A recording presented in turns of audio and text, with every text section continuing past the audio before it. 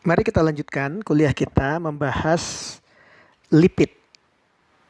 Ya, lipid per definisi adalah senyawa alami yang tidak larut dalam air.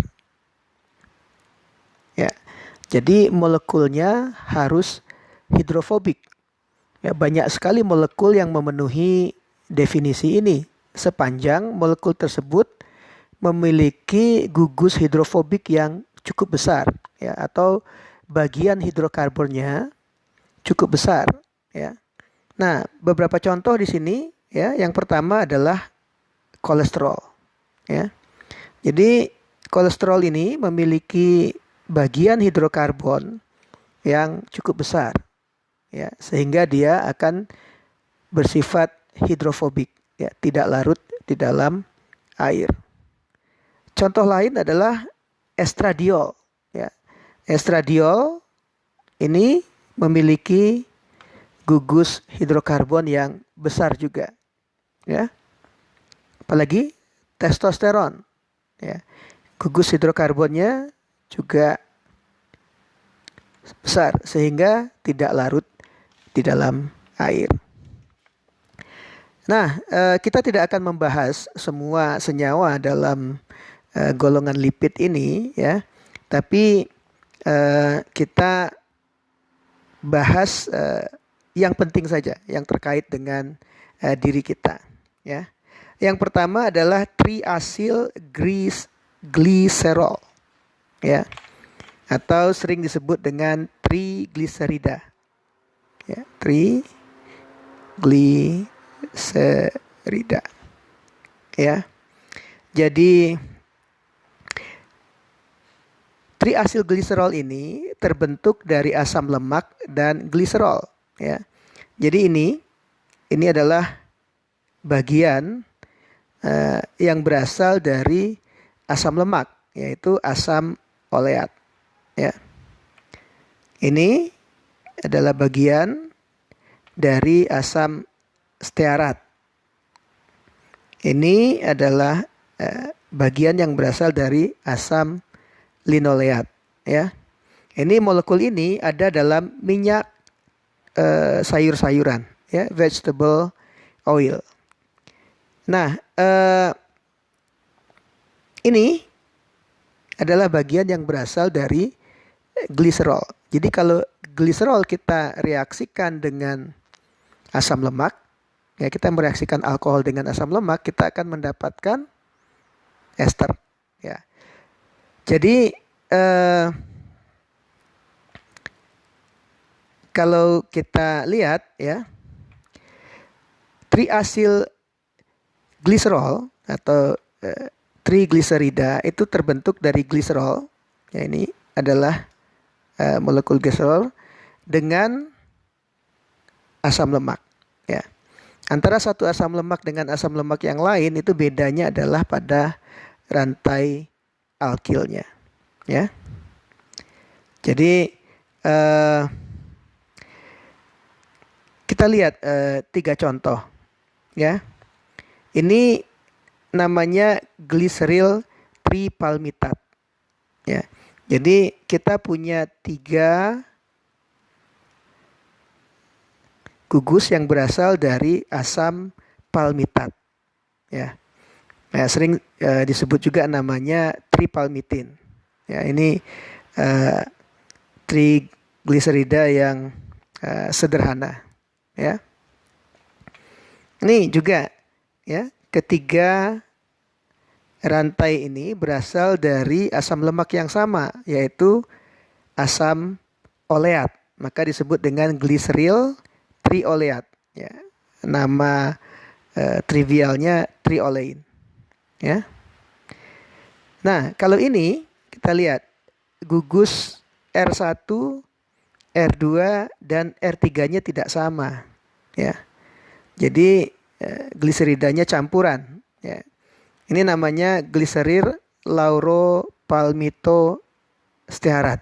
Jadi ada berasal dari asam laurat, palmitat, dan stearat, ya. Jadi memberi namanya di depannya gliseril, lalu di belakangnya ya diberi nama dari asam lemak yang kita gunakan, ya diurutkan berdasarkan urutan abjad, ya lauro dari laurat, palmito dari palmitat, yang di belakang berasal dari steat.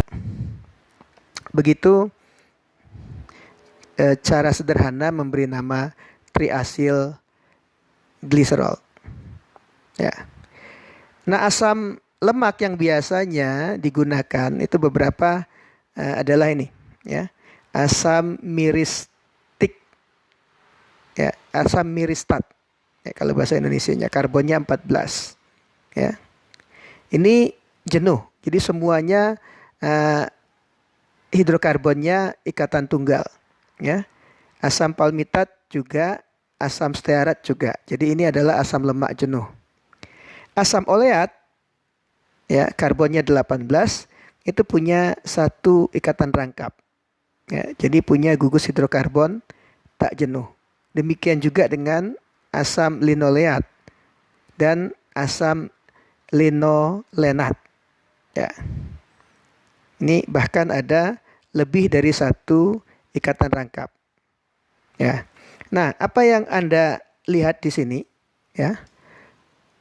Kalau asam lemak itu jenuh, titik lelehnya tinggi, ya. Jadi dalam suhu ruang, ya, bentuknya padat, ya. Sementara yang tidak jenuh bentuknya akan cair pada suhu ruang karena titik lelehnya rendah.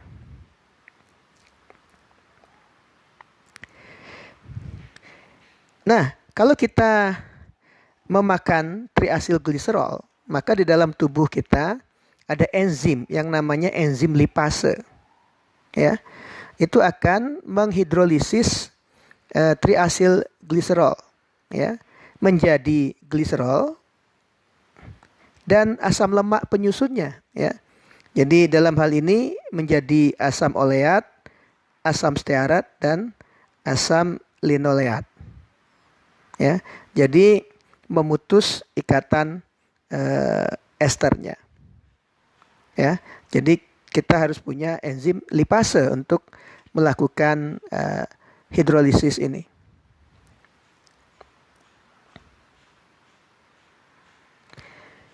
Lalu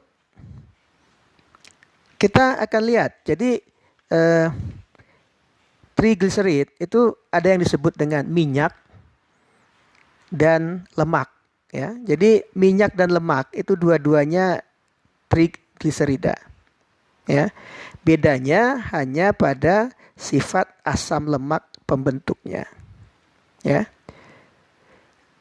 Jadi minyak dan lemak itu tidak berwarna, ya, tidak berbau dan tidak berasa.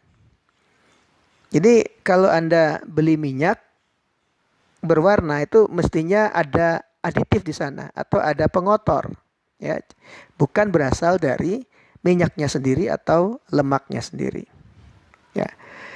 Biasanya lemak itu padat, ya. Jadi oleh karena itu lemak itu mengandung asam lemak jenuh, ya. Kan karena kita tahu tadi asam lemak jenuh titik lelehnya tinggi, jadi dia akan berbentuk padat pada suhu kamar. Sementara minyak, ya, minyak itu konotasinya cair, ya, pada suhu kamar. Jadi yang titik lelehnya rendah, dan itu adalah trigliserid yang mengandung asam lemak tak jenuh, ya.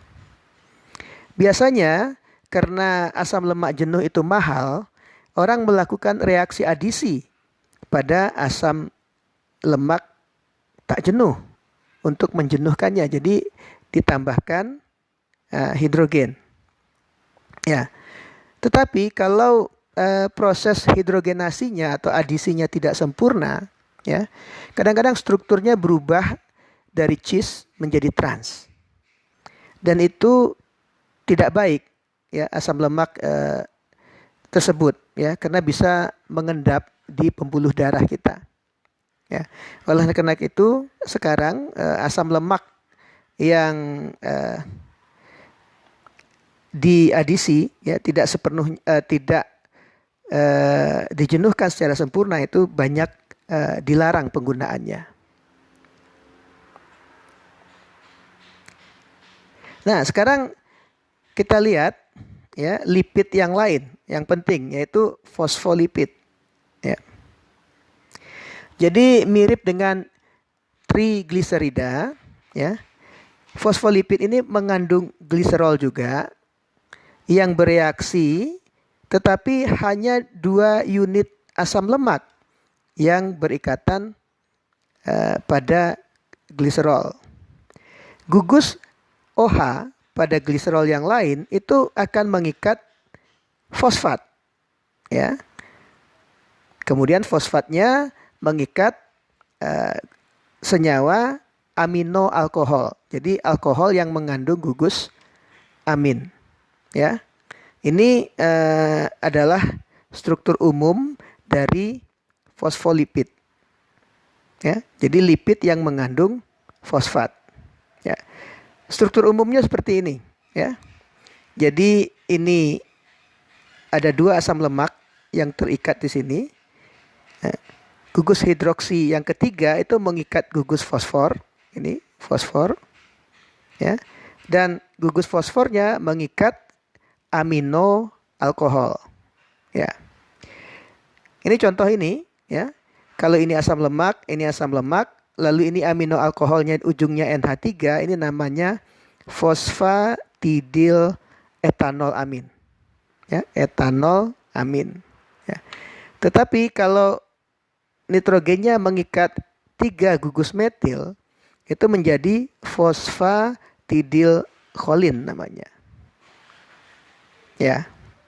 Jadi Anda lihat di sini ya, ada bagian dari molekulnya yang bermuatan ya.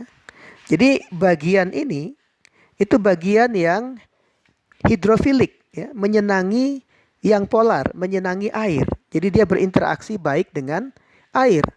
Sementara bagian ini ya, itu bagian yang hidrofobik, tidak suka air.